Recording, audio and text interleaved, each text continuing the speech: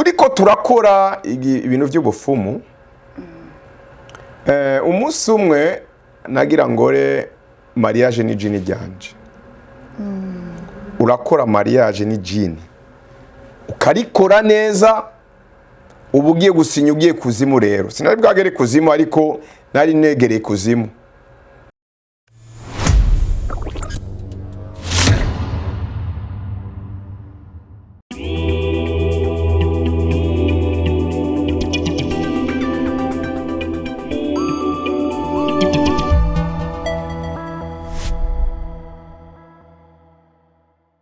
Inshuti bavandimwe, kaze mu kiganiro Warubizi, ikiganiro gitegurwa n'ishengero rya Christ Life Center, ishengero riri mu gisagara ca Arizona, umuji wa Phoenix, muri leta zunze ubumwe za Amerika.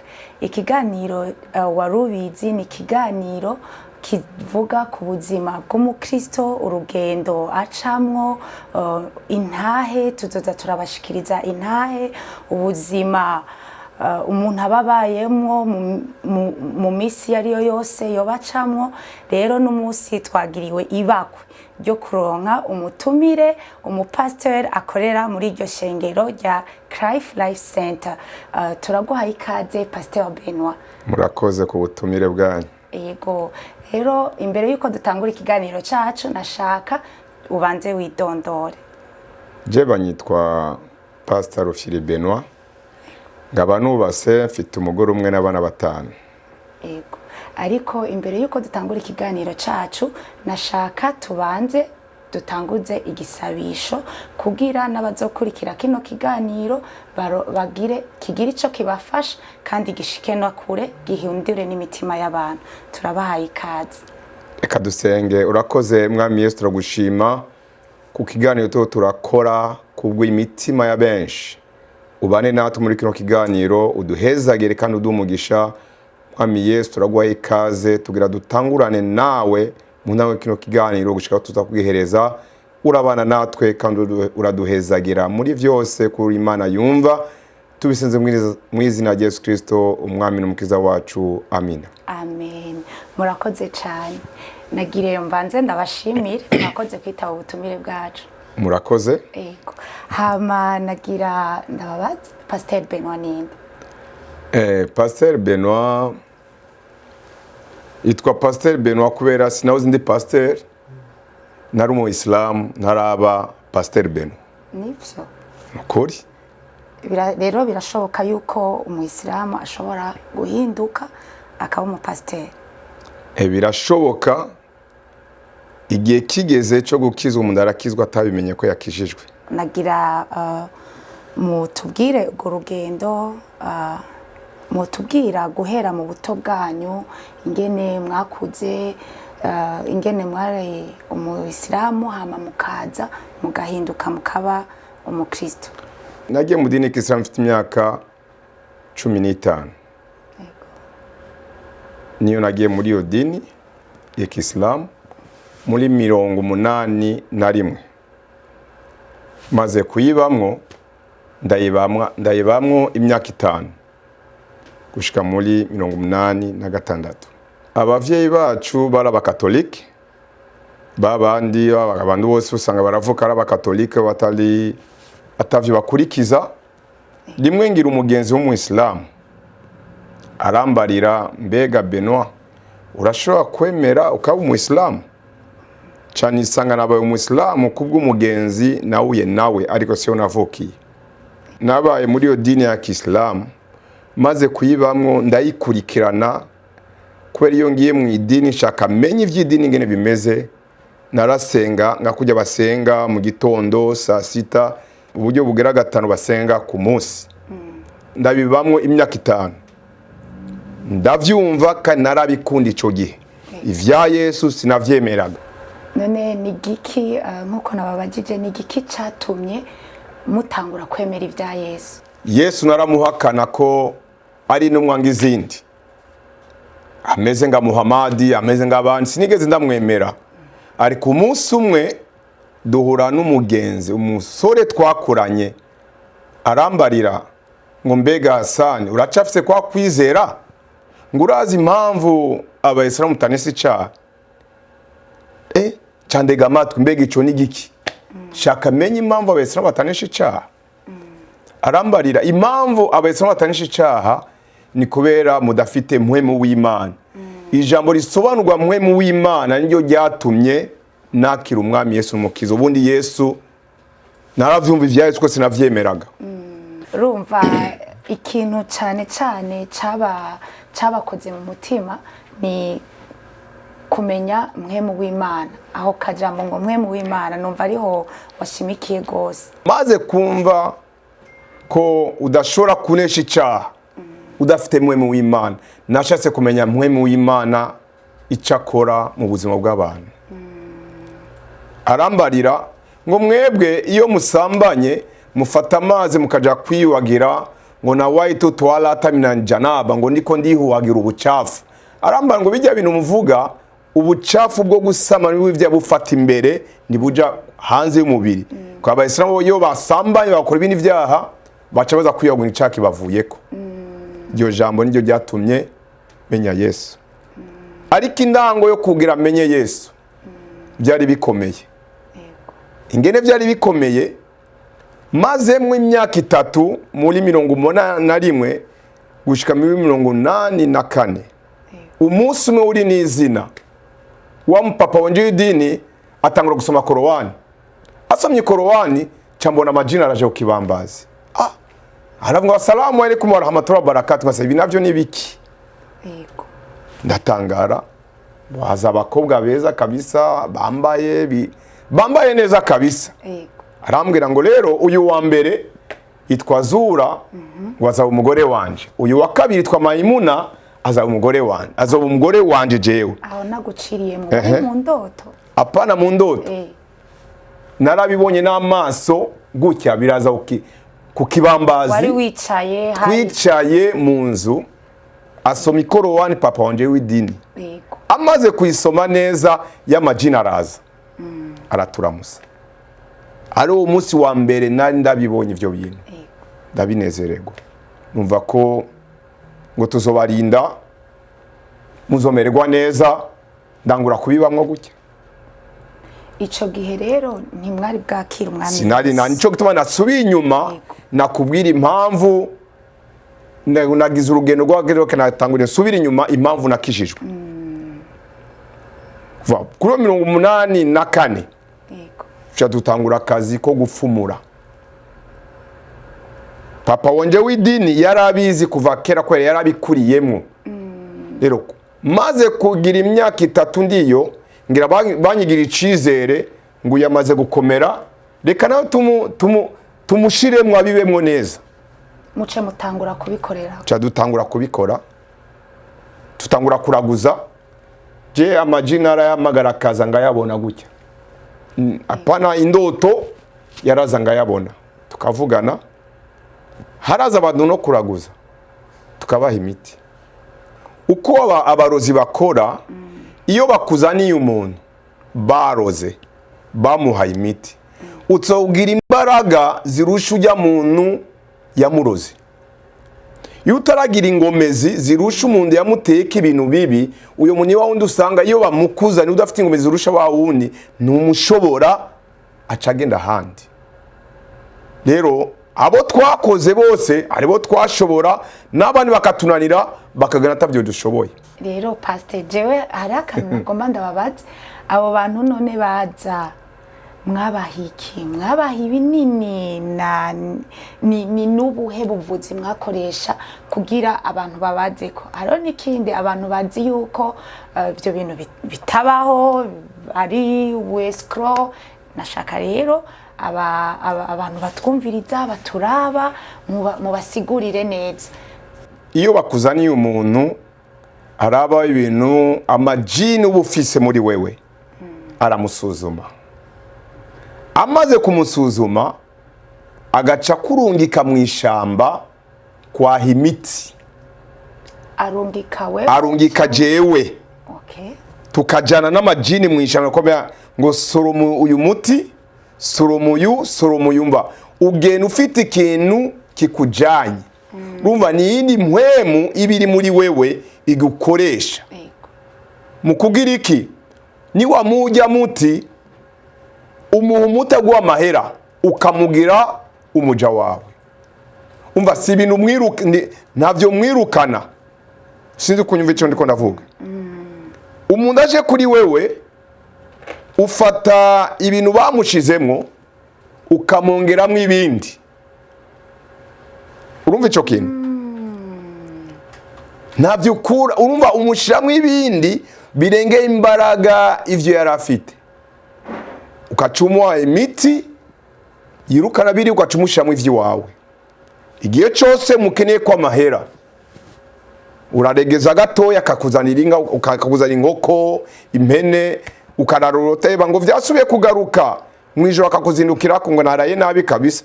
Okay, zana mahera tusubire dutange yindi miti, bakazana mahera. Uko niko abafumu bakora. Umva ni nk'umwuga rero. Ni nk'umwugaje. Ubu ni umwuga kubera ari umwuga. Ubundi nta ico bakora bagushiramwe ibindi. Tuvuga akagukuramo akakantu akaguterekamo kintu gikomeye kinini. Umva ubwo niko abafumu bakora. Kubera ari abantu babiri batandukanye. Ari umuntu umufumu akaba n'umurozi. Umurozi buriya ndafumura, umurozi araroga. Cyo gito bakuzanira umuntu asara. Iyo bakuzanira umuntu baroze atayimbuza arasara. Utegerezwa kugwana intambara y'umurozi. Yamurozi. Urumva ni imyuka ibiri iri kiragwana. Yiwawe ni y'umurozi, mukugura ujya murozi umusumba imbaraga. Utamusumbije imbaraga urashobora n'ingorane wa mufumu wamuvuye. Akarorero.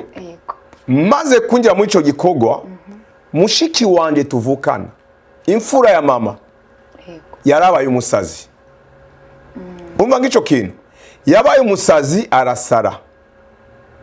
Bamutwara ku bafumu benshi, ngira umwana muto.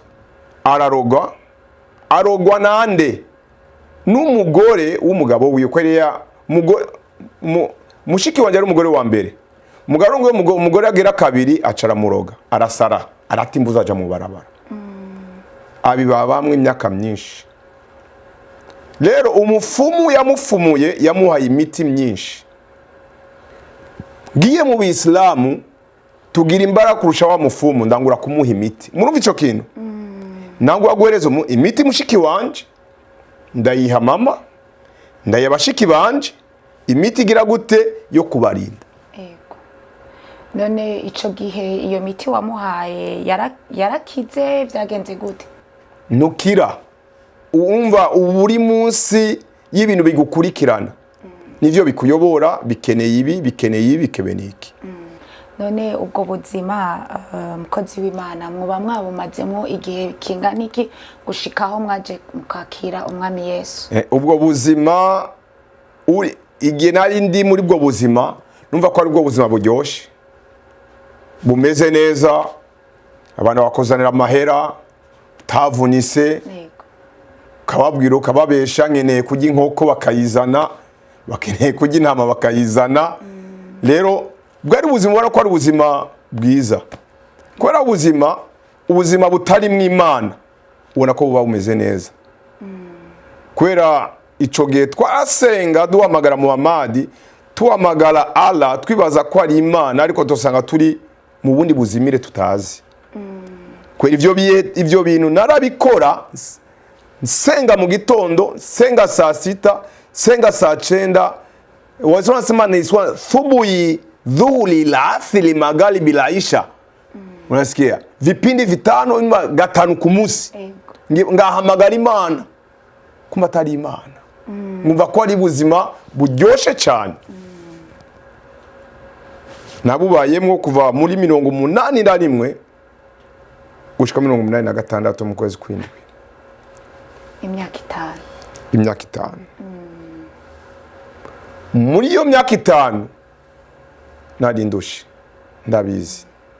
Reka ndakubwira ngene nari ndushe. Muri 81 maze guhura niyo papa wanje w'idini yaciye ambwira uzoca wimuka iwanyu. Cyane mukiriwe. Urumva ubuzima nari ndimwo.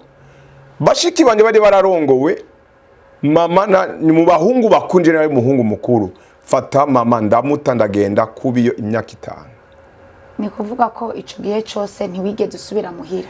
Naho uranza kumuramusa ariko ngarara kandi to dufite inzu yacu muhira sinigeze gushika mama kavuga ngo ndagowe ndarushe. Mbega umwana wanje azogaruka. Nico gituma igihe cagakiza umuntu nakimenya. Muri 86 numvijwe ririje rirambarira Benoit nitwa Hassan ico gihe. Ni izina wari warahiye. None izina rya papa na mama nitwa Rufiri Benoit ariko maze kuja mu dini k'Islam bambindu izina nitwa Hassan. None ntabaciriyemo gatoya ni itegeko kugira muhindura amazina. Iryo ni itegeko. Iryo ni itegeko ry'idini k'Islam winjiye alamaja muvuga ashhadu an la ilaha illallah wa ashhadu anna muhammadan rasulullah. Uremeye ko atayindi imana ihari ko atawundi intumwa ihari atari Muhammad. Utso guhindura izina witwa Fatangawo witwa Dada utso kwitonga Mariam. Iryo ni itegeko ry'idini k'Islam utso guhindura izina. Iyo uhinduye izina baba bahinduye ubuzima bwawe bwose. Rero turatanga urugendo rwawe mumaze ko mwotugira ingene iryo jwi ryaje rikabahamagara. Okay. Aho niyo hakomeye rero. Turiko turakora ibintu by'ubufumu. Umunsi umwe nagira ngore mariage ni jini ryanje. Urakora mariage ni jini. Ukarikora neza ubugiye gusinya ugiye kuzimu rero. Sinari bwagere kuzimu ariko nari negereye kuzimu. Nari ndahegereye kubera naragiye kumva mu ijoro. Naragiye kwitanganeka mu ijoro, narafata ibintu ngaja guhamba mumva mu ijoro, naragenda kwitanganeka ngasa y'ijoro.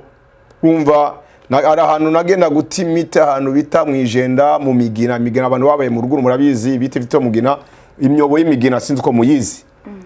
Twayitamwe imiti. None ico gihe ntabaciriyemwo uko aho onye mwagenda kwitanganika hehe ni ibintu wewe wibwira ukagenda canke ni kubera iki mugenda muri ivyo bibanza? Muri ivyo bibanza nivyo bigutegeka. Ivyo bigutegeka ari ibintu ubugiye kwamurira ku mazi. Barashaka kubwira genda ufate akavu kumva. Kagena mu ijoro. Umenye imvutora wakomba uragena komera okay. Genda kuri yimva fate gitaka ukizane. Cyo gita ukakizana kazogikorogo kaze umunda kanwa. Urumva ubwo buyobe. Igitaka cyo kumva. Ukagenda ku mazi mu ijoro bagakubwira voma amazi mu ijoro. Kavoma ukayazana no kwitanganika ukayavanga n'ayandi yo kuboza. Rero ubwo buzima nabubayemo imyaka 5. Jama jini yaraza mu mazi ngayabona gutya. Ngavugana nayo. Apana indoto. Nico gituma iyo nibusi ivyo nzimbaraga zibiri. Nzimbaraga z'abadayimoni ngamenya n'imbaraga z'umusaraba.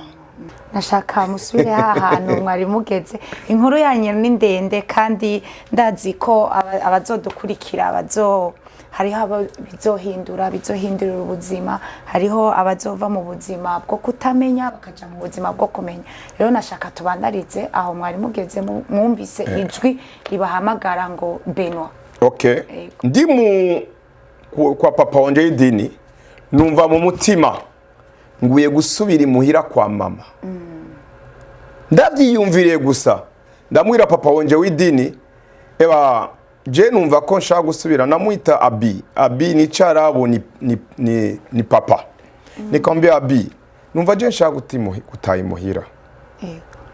Arambarira burazi ko muri uyu mwaka muri ari muri 86 uyu mwaka imbere z'umwaka ufite mariage ni jini ryawe kandi utarakora mariage nsura kuvanga kambe je numva mu mutima sha gusubira imuhira Mwijoro twicaye ya majina araza akasema Hassan tutakuchapa we tuzogukubita ivyo bintu uri kuravuga nituvyemera ntuzova ngaha ngusubira iwanyu utarakora mariage ngurazi ibintu two turategura vya mariage yawe ya zuhura wawe iryo jini ryanje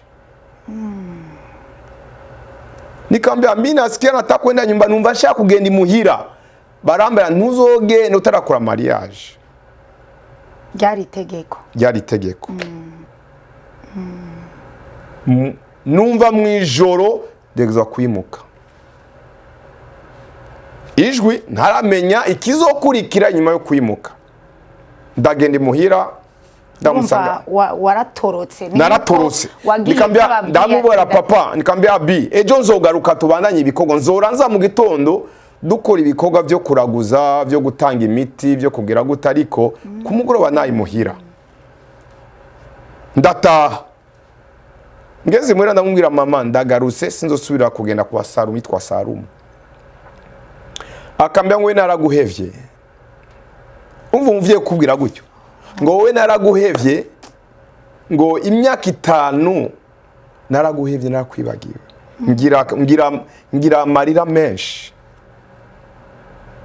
maze kugira amarira menshi kambya sinzosubirayo ni uko umunsi hari ku munsi ugira ngira hari ku munsi wa gatatu ndararayo ndarari muhira mu gitondo mvyukirayo ndaja gukora ivyo ngora barambarira Hassan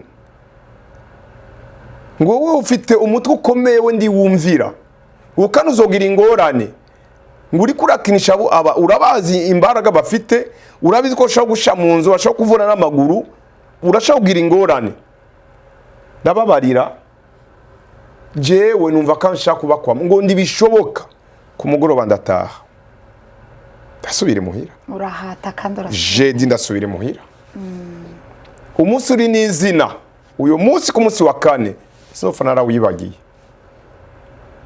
ndagenda twari dufite ibomba hafi y'imuhira fata indobo twari bwazana amazi cogi muhira twari dufite inzu ariko n'amazi yarahari Imana ishimwe ko yarayashizeho igihe kigeze fata imbegeti tagenda kuvoma bomba ryari hafi y'imuhira ngezeyo duhura n'umusore twakuranye yaciye mu dini y'Islam amarayo umwaka umwe acarabivamo twakuranye yani fata abana mwavukiye hamwe murakurira hamwe ijambo yambarire ngo Hassan uracafite kwa kwizera uwizera Muhammad nika uko kwizera sinzofa narakuvuyemwo kambya ni byiza ngo ariko nguno munsi ngira ndakubwira ijambo rimwe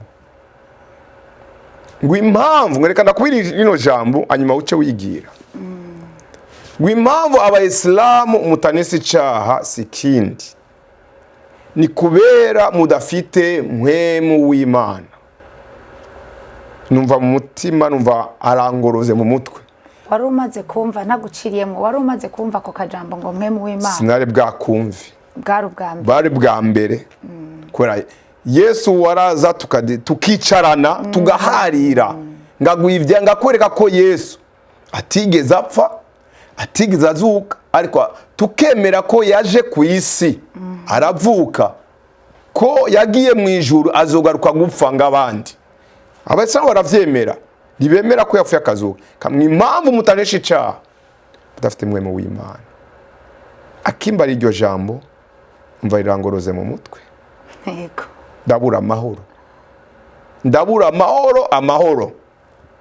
ndataye kubera iryo jambo nyene ndataye muhira mu ijoro ndabura itiro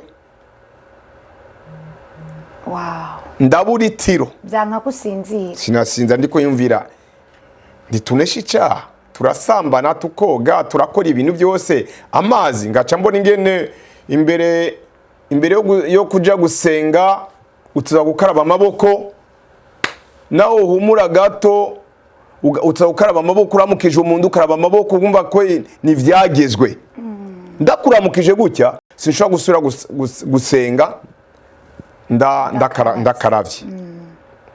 Uyo munsi hari kuwa kane, kuwa gatanu biranga ko ngenda kwa papa wanje w'idini, biranga pe kumimuhira ndiyumvira amajambo bambariye amwe mu w'Imana. Kuwa gatanu nje namurondeye, twabana hafi, nikambia Jojo shaka menye mwe mu w'Imana icarico. Haleluya. Rasema ngo ngico no kubarira ni wanyemerera nitugende mu bihari, kubera nakuzi tuganira igihe kirekire, ufite ibihari vyinshi, ivya Yesu waravyumvise, ni washaka ko utahura nyemerera nituje mu bihari ndagusobanurire mwe mu w'Imana, hanyuma ni washaka ko dusubira kandi kuja mu bihari na mpamvu ko twokwicarana. Ico nare mvuze narakikubariye uhitemwe cyo tingamutsa gusobanurire. Aransobanurira neza, mwe mu w'Imana ni wazigama, ni warinda, niwe murinzi dufite, niwe kwemeza umutima ivyo ukora vyose ko ari bibi. Ikintu namubariye ndavyumva, ariko ndavyumvirije ndagira ubwoba. Mwagize ubwoba bw'iki? Ngira ubwoba bw'iki? Amajini twari dufite ndayazi. Uriko uranyumva? Amajini twari dufite ndayazi, afite imbaraga adasanzwe. Ari umwe yitwa Esber my bond, yazo kibambazi cha 7 metre. Unamva? Hari uwindi yitwa Simba, yafite igikiriza ciwe ninga 6 metre. Umva namba batweka muri ukabona ko yuze kibambazi cyose ukagira ubwoba. Yani narize imbaraga bafite ko ibijya bintu bizanyica. Ubwo nibwo gwarani mfite. Ambwira amajambo akomeye akanambia Benoit. Yitwa ichondisa nari ngitwa akambia Hassan. Ngo nina amini najua ndabizi ko uri umufumu, urazwi muri quartier iwacu turakuzi. Ivyo mukora birazwi. Ariko ni wavyemera ukakira Yesu ng'umwami n'umukizo buzima bwawe, aza kurinda. Ndagira ubwoba. Kuwa gatanu sinagendayo, ndasiba. Mama arambwira nuko utagiye kubikoga uko ukora imisi yose. Mama nari namaze kumuha imiti, mama yari nari namuhaye imiti, abashiki bande batatu nari nabahaye imiti babiri. Kuwa gatandatu buraca kase ko ndafuye ndacari sinari bwihane ngaho, sinari bwakire Yesu. Cyo nagira ndababaze yego. Araza nsanga imuhira akambia Hassan, ngo mimi naona kila siku naona una siku mbili ufite imisi ibiri utaja kwa sowa w'idini, ngira ndagusaba ikintu. Urashaka kunyemerera ejo kuwa Mungu tujane ku rusengero, ndavyiyumvira icuya kirabira. Kasema aya majina hari uno musi aranyica rero ngene ku rusengero, uno musi arambitana. Kasema ibare raguye. Kambia sana sikani kwambie, ukiamini ngo ni wavyizera urabona igitangaza c'Imana. Amen. Urumva iryo jambo? Ukwizera. Mu gitondo nikambia urazombitane. Aho yasengera hari hafi aho twakorera, aho papa wanje aho twakorera ubufumu. Ntabwo rero rijya shengera aho usengera wewe riri hafi y'umuhira aho ngorera. Ndagusarorendera irindi. Amanukana kuri inshengero rya Pentecote riri kure y'iwacu mukamira abantu bita mu Kinama ico gihe. Ambaka Bibiliya gato ikitwa Nouveau Testament sini mu buzi bwabo ni butoyi cyane. Ubwuzure bushasha gatoyi. akamaye kananira gutwara n'umuntu ki buriya Bibiliya nigishinga naye none Bibiliya abantu bashaka baza barayitwaza iragoye gutwara iyo ndayifata ndayishira mu mufuko wanka kuyitwara yarananiye gutwara yego cogiye yarananiye gutwara Bibiliya ni kubera iki byakunaniye kuyitwara ni giki cakubuza kuyitwara ndetse mbega abantu bibabona afite Bibiliya atsambo mbega wa muntu nawe yemeye ivya Yesu kandi uranda bihakana ico nico cambere kwanza ndayihisha turajana dushika mu rusengero nicara inyuma yego bararirimba baraheza muvuga butumwa atangura kwigisha arigisha ngo wa murozi we wa mufumu we wa muntu wenda abantu utakiri umwami Yesu ngumukiza ni wafuza uja mu muriro mu mutima wa mugabo yagiye kundega urumva ico kintu wa mugabo yagiye kundega yagiye kuvuga ivyanje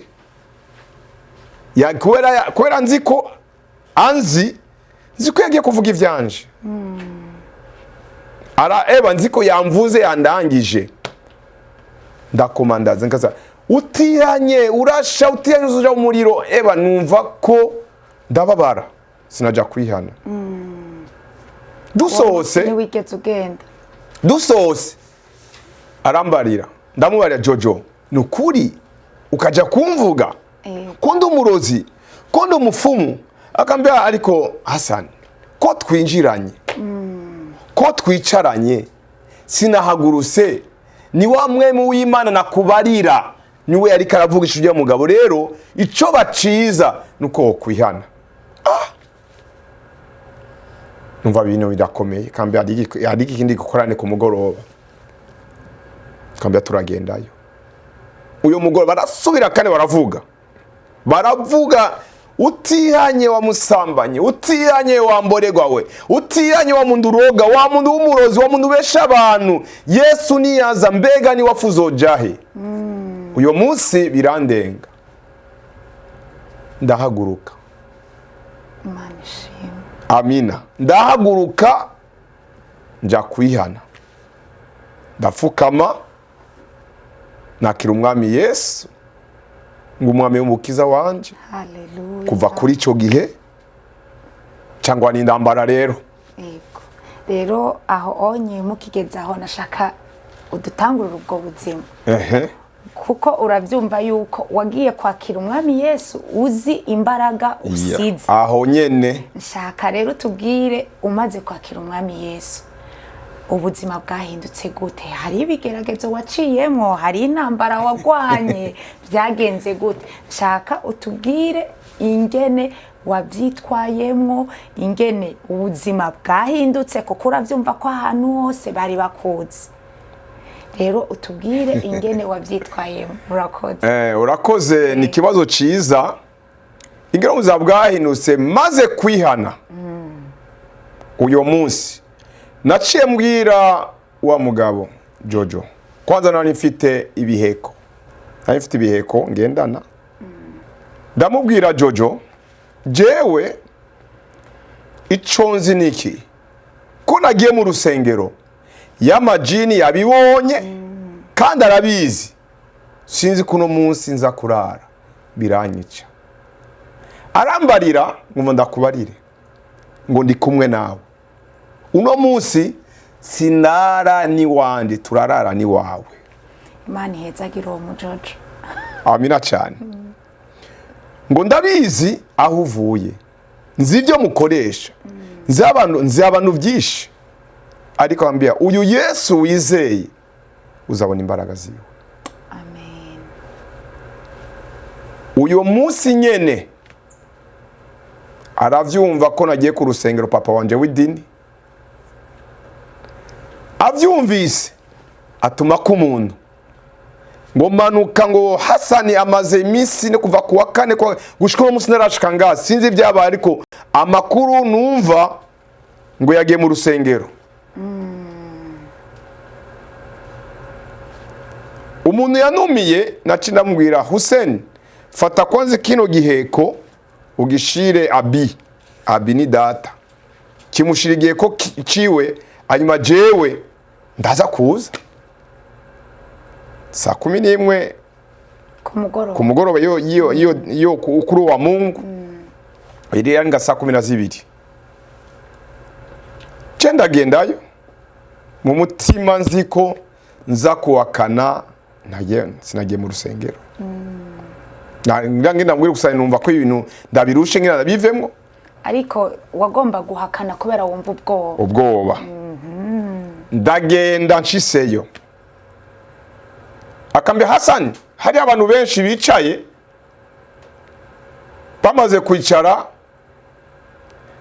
akambye Hassan ngo munyamaze ko ntakongera ngira mvugane na Hassan nga yego akambye Hassan ngo wagiye mu rusengero akambye ndiyo nanzi ko ndabihakana ijwi riraza egome ndavyemeye yego Hassan ngo wizeye umwami Yesu ngumukiza buzange yego navyemeye araguruka aritandamura arasara ngo nibaza ko wasaze wewe yavuze mu Kiswahili nafikiri umesala wewe nibaza ko wasaze none ntaguciriyemo urumva wavuye muhira utinya ufise ko none bwa bwoba ushitse imbere yiwe kuko urumva waramwubaha yari nk'umupapa wawe ateye ubwo naramwe no kumuterana mutinyaga none bwa bwoba bwaciye bugenda byagenze gute uko gushira amanga wagukuye nagiye kubimenya mu Isaya bwamenye ijambo ry'Imana nagiye kubima mu nyuma ngo nimwagera mu bakuru bacamanza ngo mutagere ico muvuga ngo muzoronga amajambo muzovuga niryo jambo ryanshiki niryo jambo ryanshiki uwo munsi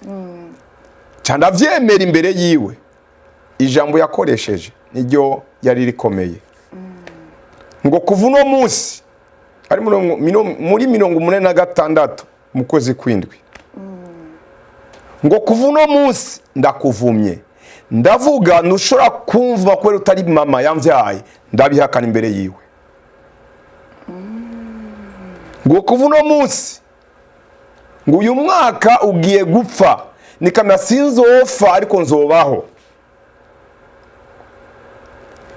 ngo ndukinishije abatama bacu ngo barakwereka nikambi ijambo namubariye nikamya je ndacu nzoba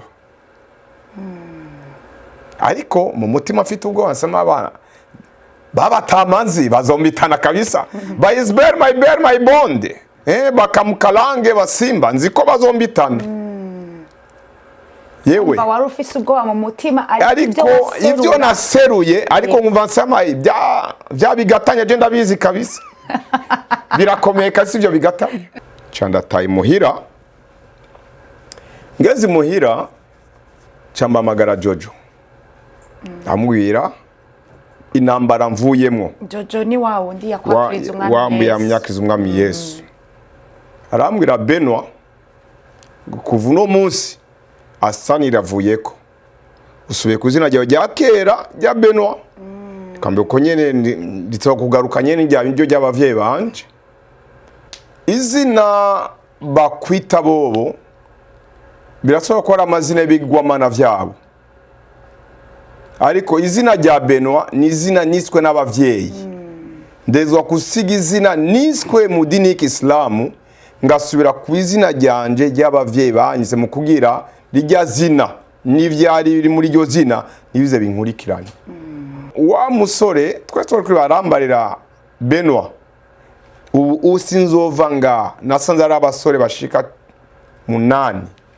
bakijijwe bakunda Imana baje mu masengesho kuwa 4 bakayavamwo kuwa Mungu iyo niyo timu nashikiyemwo rero muri yo ndwi rero yo kuwa mbere turagwana na y'amajina araza mu ijoro cyari bwamenye no gusenga cyane nibo bansengera sinari mwamenye ivyo kuvuga turyamye y'amajina araza mu ijoro arambarira yanyise mu izina ngume Hassan tugira dugukubite tukwice gushikano uwakano kukwizira kwera waratumara amaje muzonzi numva ijwi riraje ngo iburi kurabona uzosura kubibona ukundi. Mwijoro ndagwana, aho niyo ukwizera kwanje kwakuriye, ndagwana. Impamvu ukwizera kwanje kwakuze, ivyo nabonaga mu nzozi Imana yavyereka wa mugabo yitwa George wa musore. Abona intambara ndiko ndagwana, baraza mwijoro tugira tugukubite tukwice gushaka wakano kwizera kwera yavuze ko bazonyica. Baraza barangubita, singe nabonye nugura umuryango, ndiruka barangurikira, turiruka mbona ko ndabasize, ndakanguka ndi mwitiro ivya vyamvuyemwo. Jojo nawe arakanguka, amaze gukanga aravuga ngo reka dushimire Imana. Agambya Benoit reka dushimire Imana. Numva amasengero Mana ndagushima ko Benoit intambara yisinze, intambara atazosura kwibona ukundi. Arambarira amajambo, watangura kumbwira ivyo yarose, ngo y'amajini yaje murakubitana, Imana yakugwaniriye, uriruka urayasiga. Imana imbari yuko aya majini ubonye ntuzosubira kuyabona ukundi ibihe bitazoshira.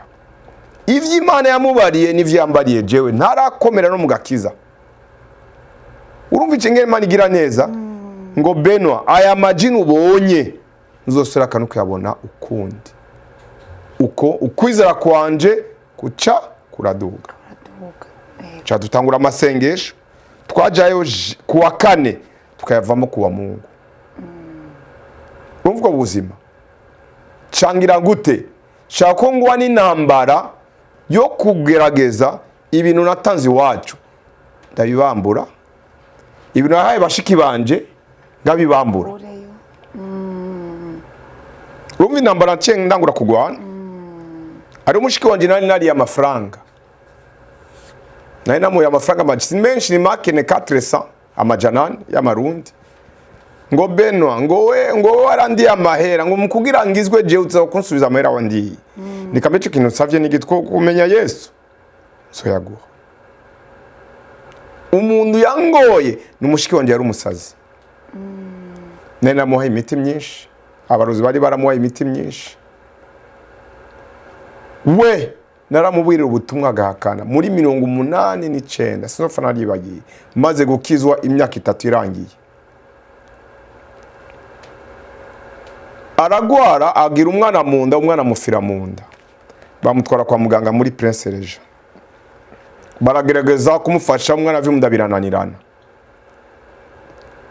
Turagenda ico gihe giye kwa muganga kumuraba, ndamubarira arambara kaka ngo nsengera, ngo urabona ko ndimeze nabi, nikambi yomba ndakubarire. Sinshobora gusengera kubera nina gusengera amasengesho ndashobora gukora. Sinshobora kwibagira ico gihe twari tumaze kumenyana na madame turi kumwe na Christine. Twari mu mwuka w'amasengesho dasanzwe tujanye. Ndamubarira jewe amasengesho no senga, ivyo nagoye ndabizi, ivyo baguwaye turabizi. Ni wemera ukakira Yesu nk'umwami n'umukiza wawe muri no Prince Regent, uno musabani gitangaza c'Imana. Ndakubariye ukuri, muri iryo joro yarariza amarira adasanzwe ari kumwe na mama. Bari baramuteye amaserumu barawe kwakira birananirana.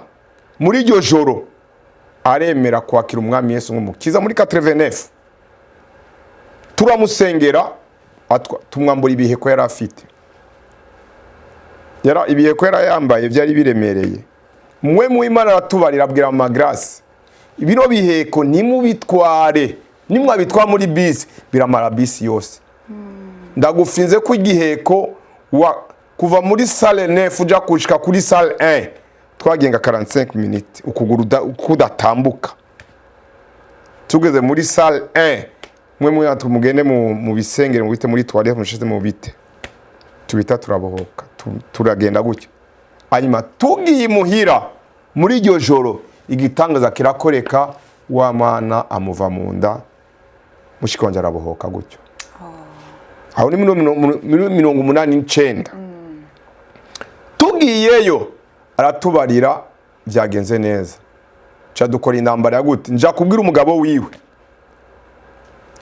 mushiki wanje Imana yarayimukijije, ni wanyemerera amacupa ari ngaha yose turayazikura tuyaturire n'imiti yose, ngo nibishoboka nivuza mu kambi umviriza, ni wagumana uburozi urabugumana, je mushiki wanje namutahani muhira, ni bibiri ugumana uburozi cyangwa bari mushiki wanje ndabikureho, ngo notakaza madami wanje reka mu biturire, turabiturira vyose. Tugiye kumuvana kwa muganga, wa mufumu wa mbere araza, yari umutama w'umuislamu akomeye cyane, agishikari akimbere y'umuryango nambya niwegere ngaha, atubwira amajambo akomeye ngo ivyo mwakoze birabagarukako, ngo kandi mugiye gupfa mwezambira uyu mwaka wewe nuzoshira udapfuye. Ko nyene ndarakomera cyane, ndagufinze nakwezi yamazi niwe yapfuye. Uno munsi mushiki wanje araca ahagaze, n'umukozi w'Imana akomeye mu rusengero rwa Fekabo. Wow, amen, amen. Hari akantu wavuze uravuga ngo umaze kubivamo, umaze kwakira umwami Yesu, waciye ugenda ubana n'abantu basenga. Urumva ntari ubwami bumwe wahevye, uca ugenda mu bundi bwami, aribwo bwami bw'Imana, hama ugenda ahantu utangura gusenga, urumva kumara iminsi 3 uri kurasenga wiyugaranye, ico cari ikintu gikomeye cyane. Ikindi kintu naco wavuze ngo nashatse kugaruza abiwacu, urumva ico waronse muri wewe ugisangiza abandi, ukiha abandi, kuri Imana iguhezagire cyane. Ahandi nagira ndababaze none muri ugo rugendo nyene, ubwo rugendo go kumenya umwami Yesu, urumva n'ubuzima wari utanguye, none nashaka umbwire kuri uno munsi uri umupasiteri, uravyumva hari aho wavuye kandi n'ubu hari aho ugeze, mbese uwo muhamagaro wari uzi ko ufise, wari uzi ko ufise umuhamagaro wo kuba umupasiteri, nizihe mbaraga waronse kugira ushike aha uri uno munsi? Urakoze ku kibazo. Ikintu nasanze gikomeye mu bukristo gituma abantu bakura neza no gukirizwa mu bantu b'abanyamasengesho. Urakura neza ukaba umukristo mwiza ahagaze neza, kubera n'ubuzima twabayemo apana umwaka umwe, apana imyaka 2, apana imyaka 5. Rero ubuzima bw'amasengesho butume umenya n'impano ufite. Muri ico gihe je naciye mu bari narabaye umuririmbyi. Nivyo nari umukorari ngo turirimbira gato, nico gituma umuhama urashaka kwinjira muri korari utari umuririmbyi, ariko impano yawe izogaragara mu nyuma. Hari impano buriya itakubaye abantu bose, ni impano yo gusenga. Impano yo gusenga ku muntu yakijijwe irashobora ku impano y'abantu bose, ariko Satani arayigwanya. Kubera niko rufatiro, niko rufunguruzo. Kubera imbaraga je nabonye zibiri zitandukanye. Imbaraga za Yesu ziri hejuru y'imbaraga z'abadayimoni. Izo mbaraga za Yesu udasenga nuzomenya ko zihari.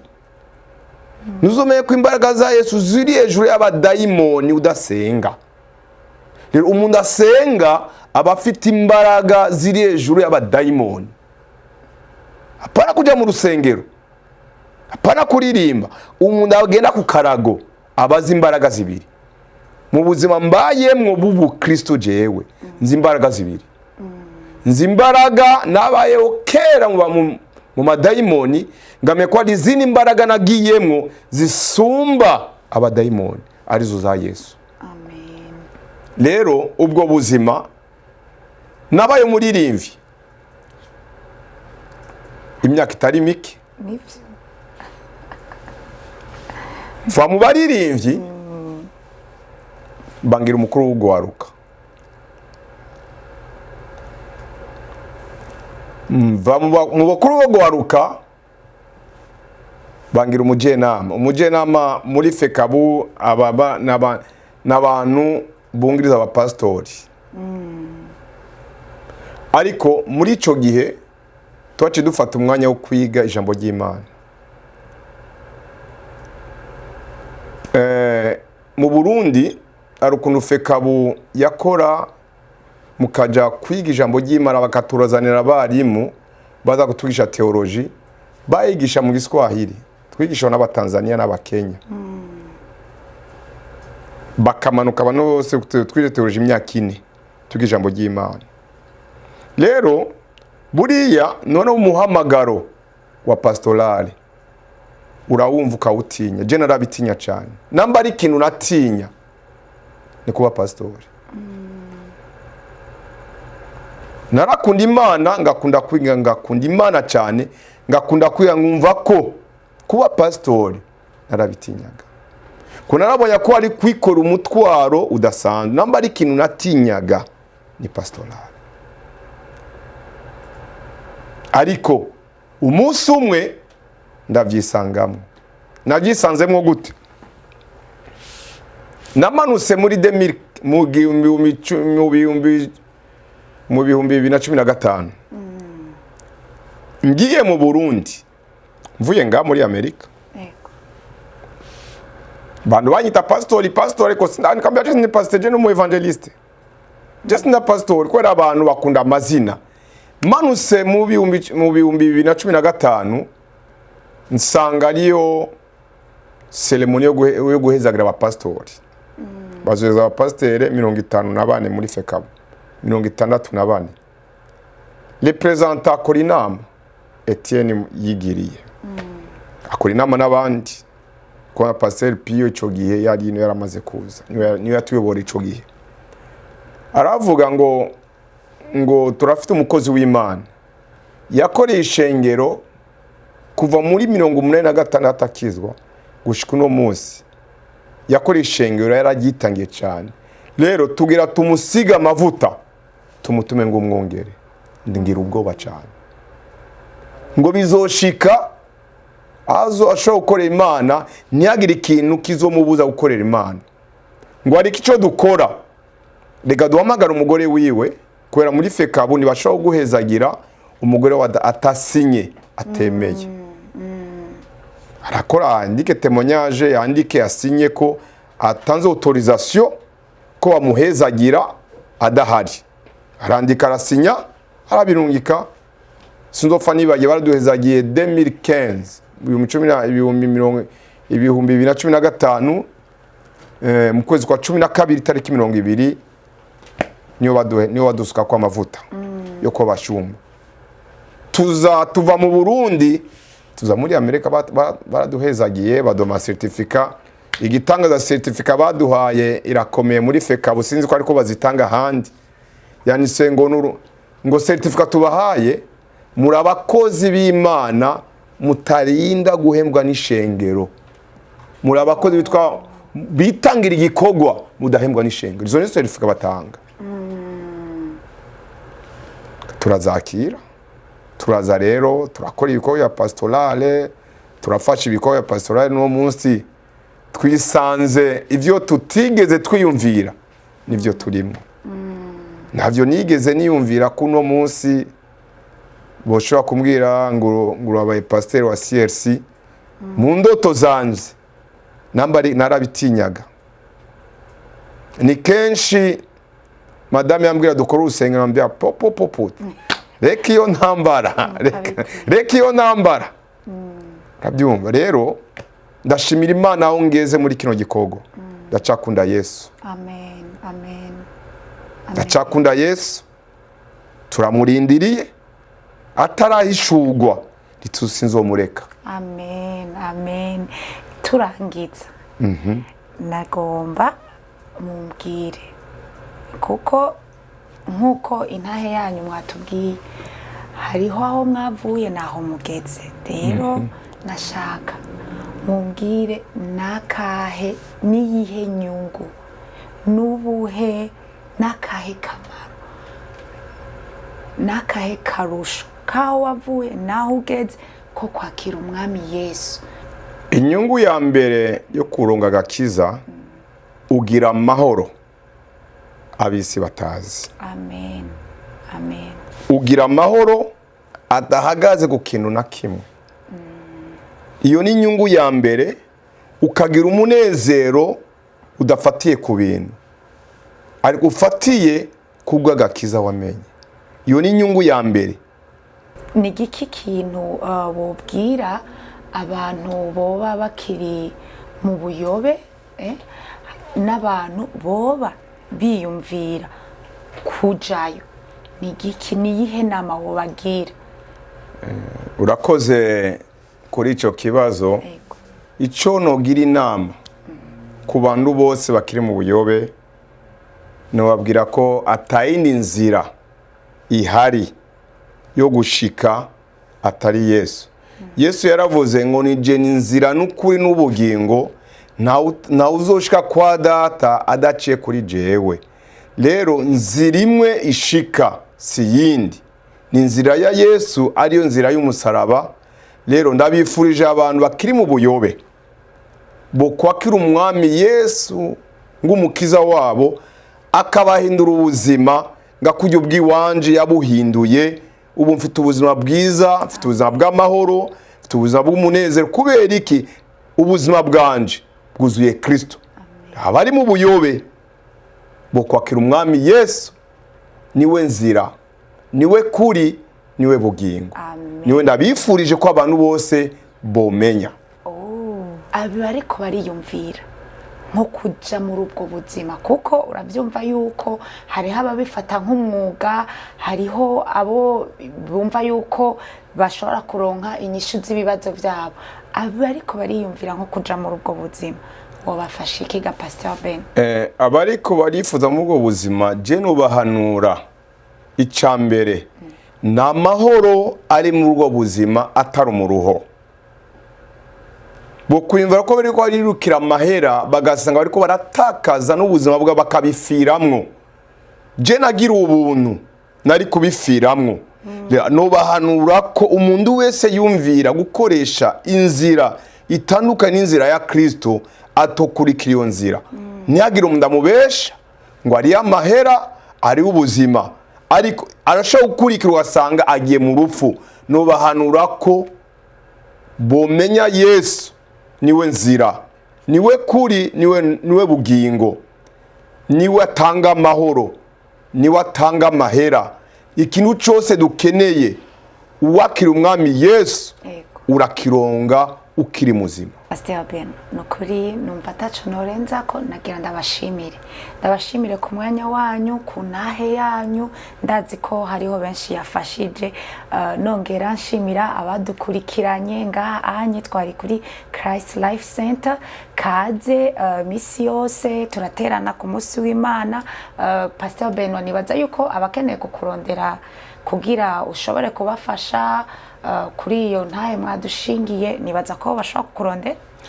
Kuri ntahe nashinze nagize ntoyi cyane ku bantu bazogira bashaka kumenya birebire, bamenye no boshobora gufashwa bakava no mu nzira bari barimo bakaja mu yindi nzira. Ndahari muri CRC ng'umukozi w'Imana wo kwereka abantu inzira y'ukuri. Amen. Rero turabahaye ikaze, murakoze namwe. Turabahaye ikaze, adresse izobiri ngaha hasi, amakomantere yanyu turayakeneye. Imana ibahezagire. Jewe nariko ndashikiriza kino kiganiro, nitwa Irakoze Darlene. Warubizi.